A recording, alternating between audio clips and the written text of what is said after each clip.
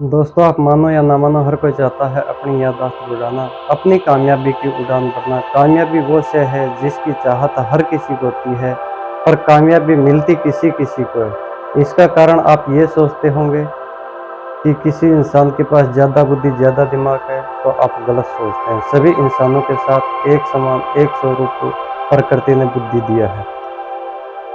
सफलता पाने के लिए सबसे खास बात, हम अपनी क्षमताओं को जानें। जब हम अपनी क्षमताओं को जान लेते हैं तो ये जानें कि हमारी क्षमताओं के प्रति हमारा दृष्टिकोण क्या है। जब ये बात समझ में आ जाती है कि हमारी क्षमताओं के प्रति हमारा दृष्टिकोण क्या है, तो हम अपनी क्षमताओं को बेहतर उपयोग करके हम सफलता के राह पर आसानी से आगे बढ़ सकते हैं।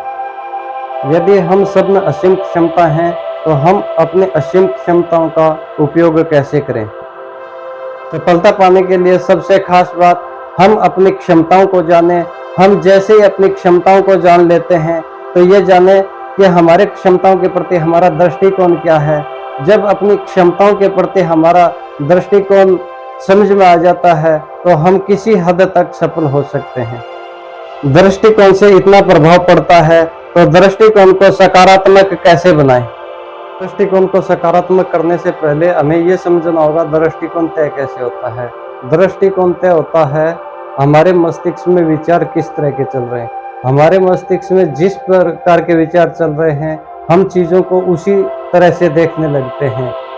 हमारी दृष्टि बनती है हमारे विचारों से। हमारे पूर्वजों ने कहा है, जैसी दृष्टि वैसी सृष्टि।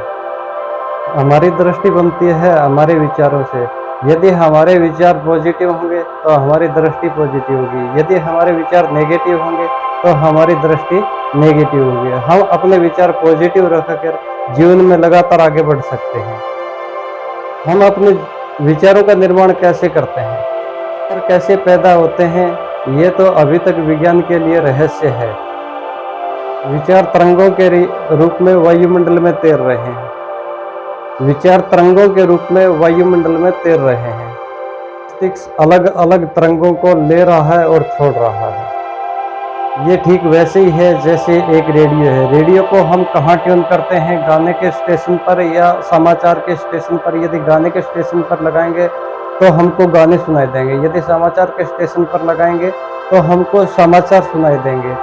जैसे जिस स्टेशन पर लगाएंगे वैसे ही हमको ट्यून सुनाई देती है, वैसे ही हमारा मस्तिष्क काम करता है।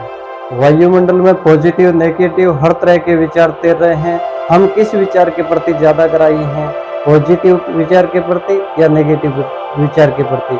जिस प्रकार का विचार के प्रति ज़्यादा ग्राही होंगे, वही विचार हमारे मस्तिष्क में उतरने लग जाता है। वही विचार हमारे काम में रिफ्लेक्ट होने लग जाता है। जैसा विचार है वो हमारा दृष्टिकोण बनता है, वैसे ही हमारी काम करने की शैली तय होती है। हमारी काम करने की शैली होती है वो धीरे धीरे हमारी आदत बन जाती है। हमारी आदत ही हमारे चरित्र का निर्माण करती है।